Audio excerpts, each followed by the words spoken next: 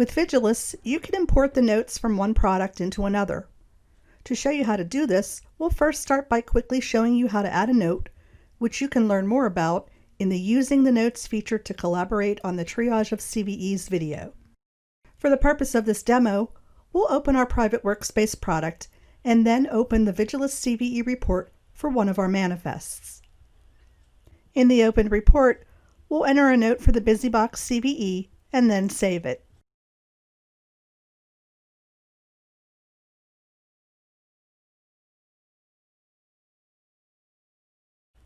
Then we'll navigate back to the Vigiles dashboard and select our other product, which we've named Import Demo. To import the notes from our private workspace product into this product, we'll navigate to Import Triage Data and select from Product. Then from the drop-down, we'll select Notes and then choose the product containing the notes we want to import. We can see the notes from our private workspace product are available, so we'll select them and then click Import.